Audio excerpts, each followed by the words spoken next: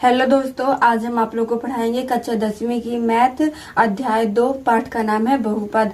तो चलिए आज हम आप लोग को बताएंगे कि अध्याय 2 में क्या क्या है। तो उसके बारे में पहले हम पूरा इंट्रो जानेंगे कि क्या होता है। तो चलिए पहले हम उसके नाम लिख देते हैं, फिर आप लोग को एक एक करके सभी पाठ समझाएंगे। तो चलिए वीडियो स्टार्ट करते हैं। पहला लिखते हैं क्या है, चर और अचर। पहले बताएंगे चर अचर और दूसरा बहुपद को कैसे पहचाना है। ठीक है, तो बहुपद को कैसे पहचाने,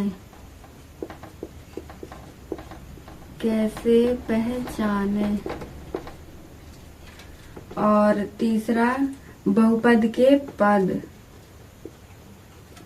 तीसरा है बहुपद के पद, और चौथा है बहुपद के घात।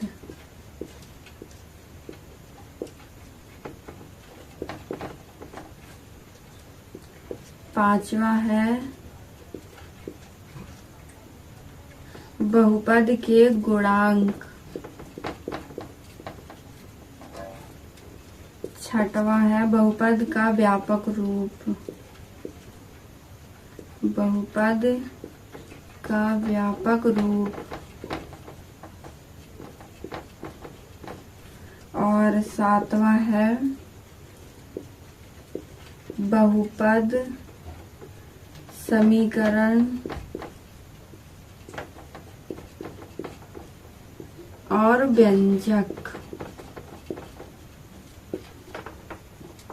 तो इस चैप्टर के ये इतने टॉपिक है, तो हम आप लोग को बताएंगे एक एक करके, सभी चीज समझाते हैं। तो हमारे साथ एंड तक बने रहिएगा। ठीक है, तो चलिए आज का वीडियो स्टार्ट करते हैं।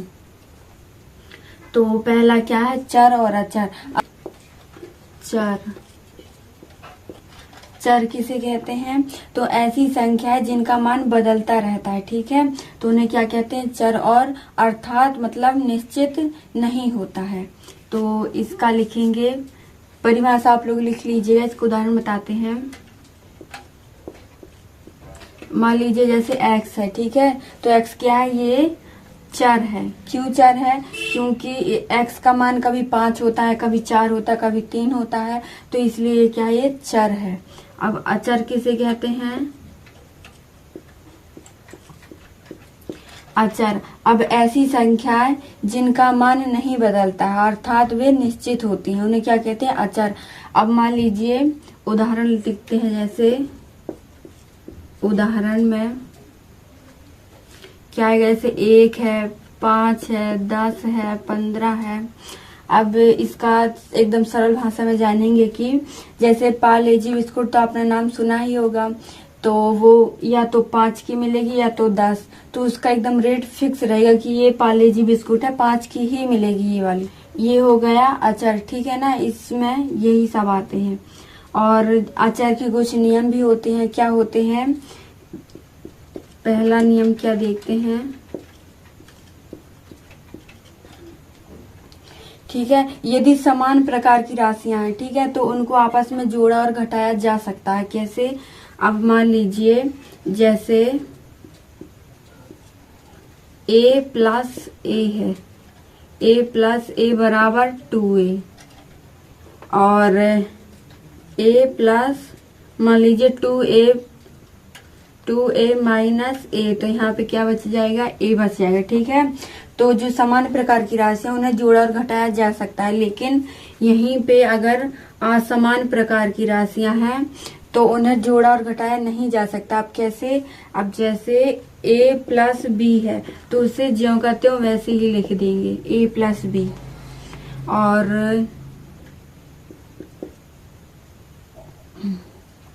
और दूसरा इसका देखते हैं, जैसे 2a माइनस 2b है, तो इसको ऐसे ही लिख देंगे।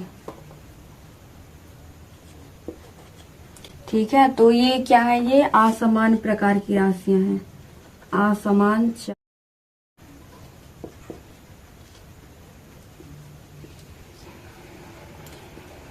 ये भी वही, ये समान है।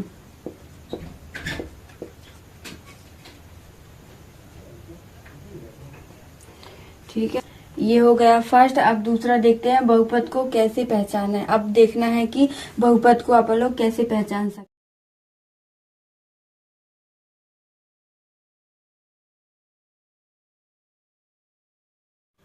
अब इसमें क्या देखेंगे कि बहुपद को कैसे पहचाना। तो इसमें कहेंगे कि जैसे बहुपद के प्रत्येक घात पूर्ण होनी चाहिए। ठीक है, अब कैसे, जैसे 2x² प्लस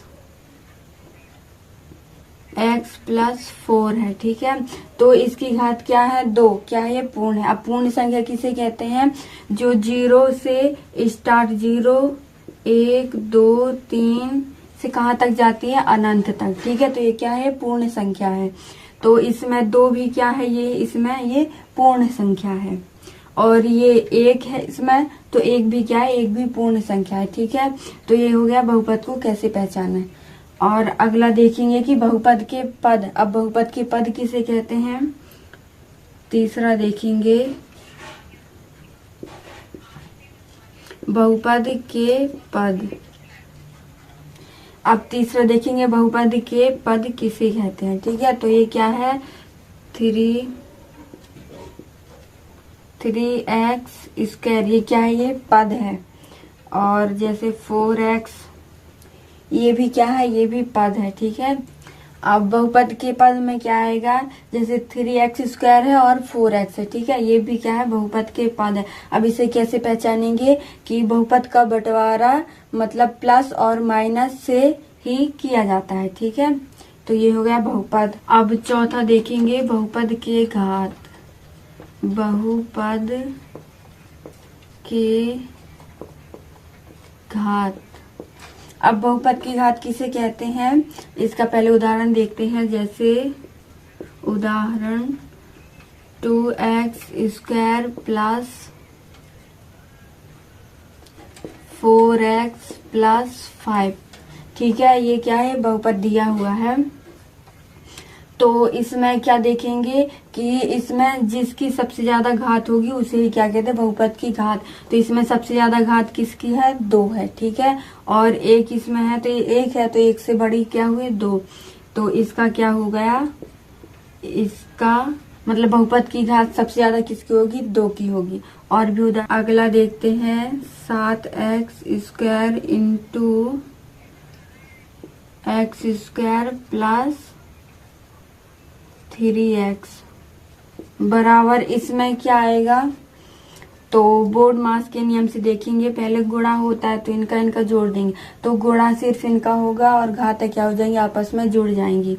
तो क्या होगा, 7x के 2 2 4 प्लस 3x। तो इस वाले में सबसे ज्यादा घात कितनी है, तो इसकी है 4, तो इसलिए इसका बहुपद की घात हो जाएगी। अब इसका अगला देखते हैं, बहुपद के गुणांक किसे कहते हैं। ठीक है, 5वां है बहुपद के गुणांक। बहुपद के गुणांक कि बहुपद के गुणांक किसे कहते हैं। अभी इसका उदाहरण है, जैसे 7y प्लस 7y²। ठीक है, ये क्या है, बहुपद है। अब इसका गुणांक देखना, मतलब ये क्या है, ये अचर राशि है और ये क्या है, चर राशि है। ठीक है, तो इनके बीच में जो गुणा का चिन्ह है, ठीक है, इनके में गुणा का है बीच में। तो इसमें क्वेश्चन कैसे पूछेगा कि इसमें y² का गुणांक कितना है। तो इसमें कितना आएगा, ये 7 है स्क्वायर में। ठीक है, तो इसका आएगा 7।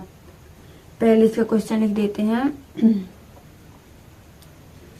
इसमें y² का गुणांक कितना है,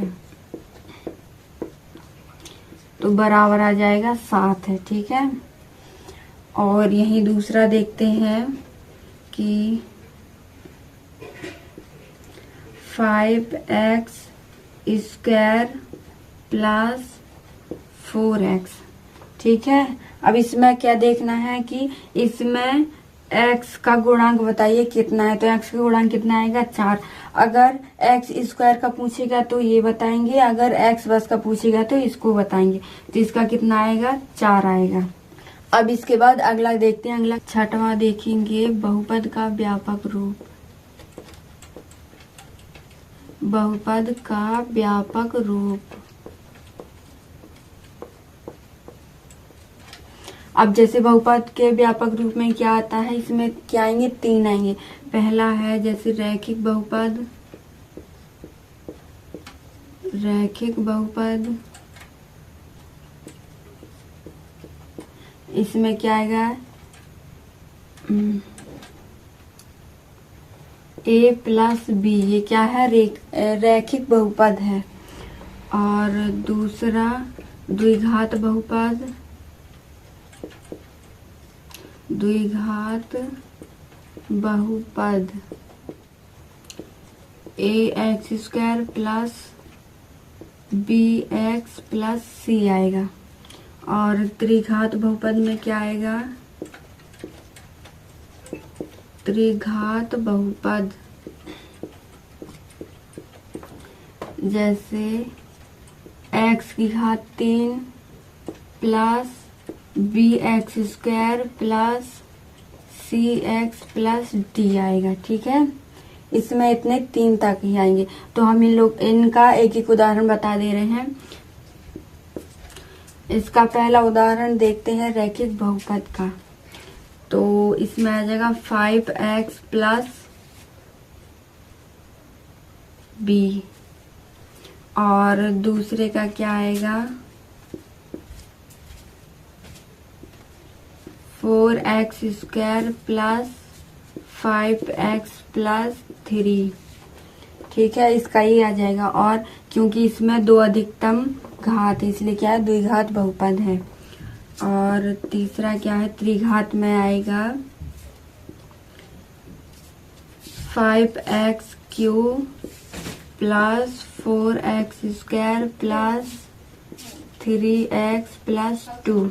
तो इसमें ये त्रिघात बहुपद क्यों है, क्योंकि इसमें सबसे ज्यादा घात कितनी है 3 है, इसलिए क्या त्रिघात बहुपद है। और अगला देखते हैं कि बहुपद और समीकरण और व्यंजक को कैसे पहचानें।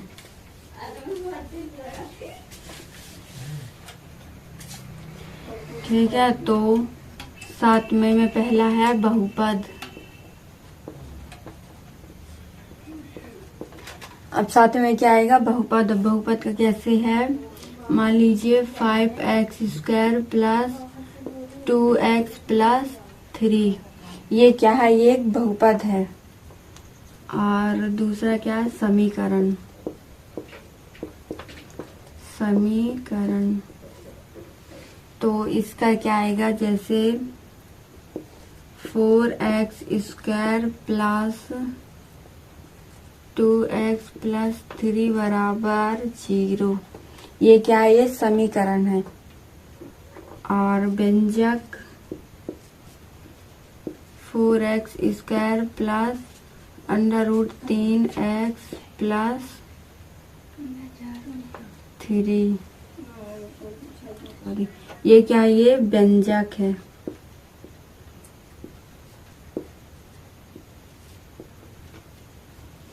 तो इससे क्वेश्चन क्या बन सकता है कि क्या सभी बहुपद व्यंजक हो सकते हैं, तो बिल्कुल हो सकते हैं। ठीक है, और अगर आएगा कि क्या व्यंजक बहुपद हो सकते हैं, तो नहीं हो सकते हैं। क्यों नहीं हो सकते हैं, क्योंकि व्यंजक में ये जो है रूट आता है, तो रूट का मतलब क्या होता है हाफ होता है। ठीक है, जो कि उसमें बहुपद में पूर्ण संख्या होनी चाहिए, मतलब कुछ भी आधा नहीं होना चाहिए, इसलिए सभी व्यंजक बहुपद नहीं हो सकते हैं। तो आप लोग को आज का वीडियो कैसा लगा, पसंद आया हो तो लाइक शेयर कमेंट करना मत भूलिएगा।